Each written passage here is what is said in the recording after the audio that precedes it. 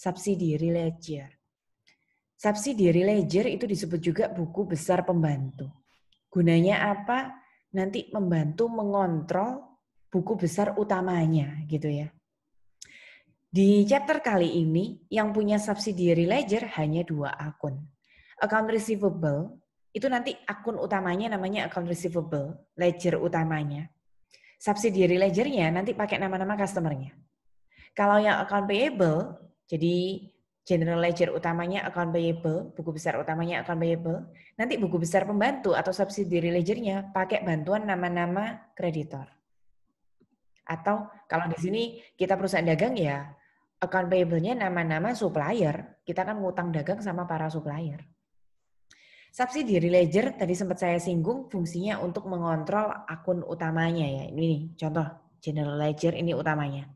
Jadi account receivable itu akun utamanya, account payable itu akun utamanya. Disebut juga dengan control account, kenapa?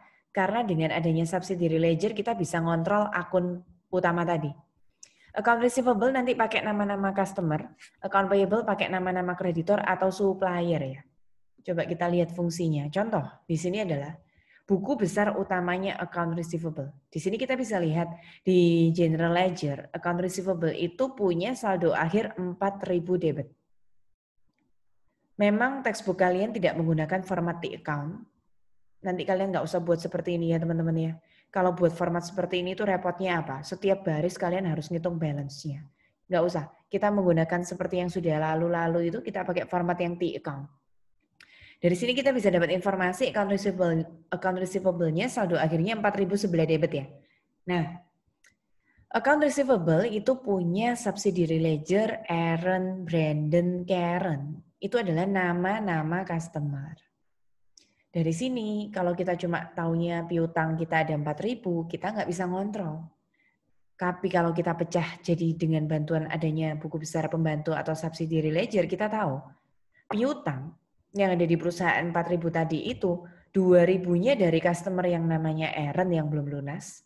Oh, Brandonnya sudah lunas jadi 0, Brandonnya sudah nggak punya piutang sama kita.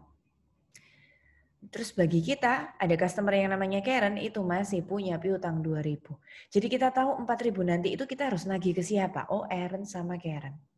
Dengan bantuan general ledger ini yang dipecah-pecah jadi subsidiary ledger, kita juga bisa ngontrol nanti mana customer yang telat membayar, mana customer yang rajin membayar sehingga bisa kita percayakan lagi untuk beri diskon atau untuk beri harga lebih murah. Nah, kira-kira begitu. Makanya namanya control account. Di sini kebetulan contohnya adalah account receivable.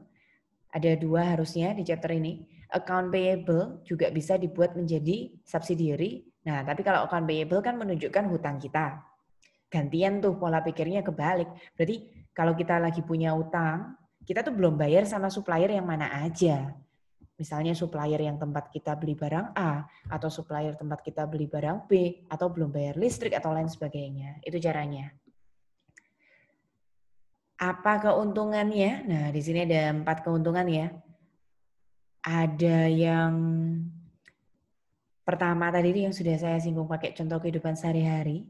Kalau kita membaginya pakai nama customer, atau kalau utang kita bagi pakai nama kreditor atau supplier, kita nanti akan tahu mana yang lebih rajin bayar, mana yang harus kita bayar, mana yang belum bayar, dan mana yang macam-macamnya itu bisa ketahuan per namanya sendiri-sendiri begitu ya.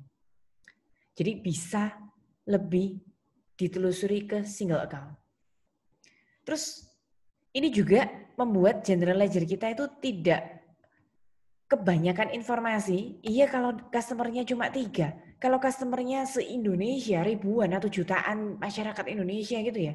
Nah kalau dijadikan satu tumplek blek di dalam account receivable, nah itu kan terlalu banyak informasi yang akhirnya kita kalau mau semakin detailkan kok ya semakin banyak, cara membacanya kok juga jadi semakin rumit. Nah makanya butuh dipecah-pecah untuk ke subsidiary ledger. Terus yang nomor 3 juga penting. Kalau ada kesalahan, kita tuh nggak usah otak-atik account receivable-nya yang terdiri dari banyak customer. Oh kalau ada kesalahan kita bisa telusuri per customer.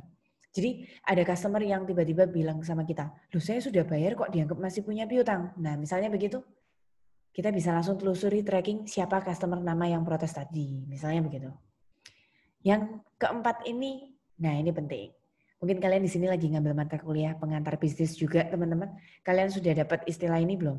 Division of labor.